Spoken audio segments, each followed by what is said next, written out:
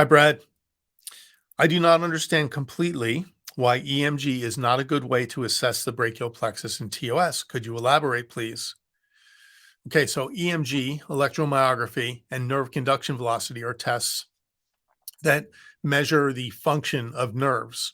Now, some of them are pretty simple. If you want to measure, for instance, the carpal tunnel, which is at the wrist, you can put a stimulator here and then a receiver here, and then you apply impulses and it follows the normal pathway of the nerve, and you can measure the velocity of that segment of the nerve. And we know from checking many normal people what a normal velocity is. You can also check the shape of that curve. Okay, so you can see that it follows a normal shape, has normal velocity. Um, EMG is where you put needles actually into muscles, and you would pick the nerve you're interested in studying.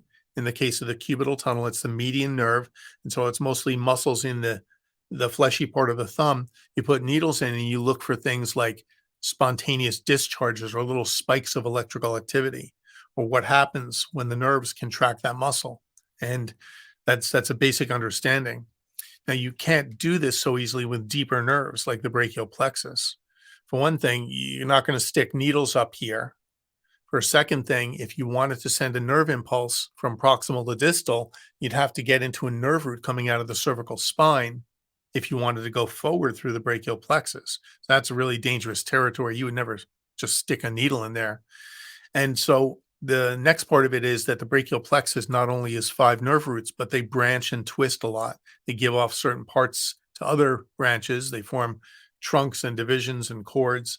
And because of the complex branching, and because it's different in every person, electrical waves are going to be very complex. Imagine if you had a transatlantic cable going from New York to London, and you had a special ship and you dropped an anchor to the bottom of the ocean, and you had a little magnetic sensor that would drop around the transatlantic cable, and it would gather signals and then judge when some of the wires had broken or were not working so well. Well, you have thousands and thousands of these wires in a complex network. The signal would just be awash in all kinds of signals. How would you tease out just a few wires or a few abnormal things? That would be very hard. So what you're dealing with is a group of large nerves and clusters of nerves that branch in a complex and unpredictable manner. And there's thousands of nerve fibers. So that's a starting point to make it hard to do that. And my understanding is to get the brachial plexus, you use an F wave, which is where you start at a nerve here and you create a supramaximal impulse. In other words, such a strong impulse that while it follows the normal course of the nerve, it also goes backwards, goes through the brachial plexus, all the complexity there, goes into the spinal cord, and then reflects, and some of it comes back out through all the branches of the plexus and back to the nerve where you can measure it. Now, that means that you've got all these interfering things on the way, like the transatlantic cable. There's just too many things interfering with your signal. There's no data that I know of that shows that that has any accuracy for finding brachial plexus disease. Another thing I'll point out is that EMGs and NCVs usually work on larger axons, meaning motor nerves that have a myelin coat.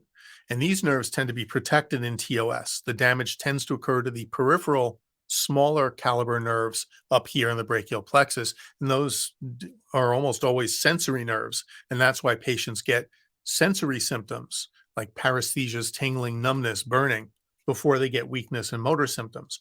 So if you could use an EMG NCV, you'd be waiting to get damage to the motor nerves in most cases, even if you could find it in this complex pathway. And by the time you get motor damage, it's later in the course of the disease, so you want to find it earlier.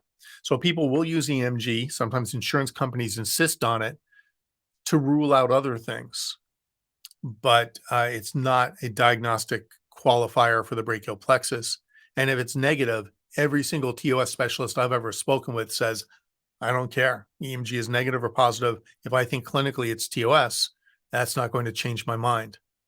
So thanks. I know it's a complex question, but I appreciate it.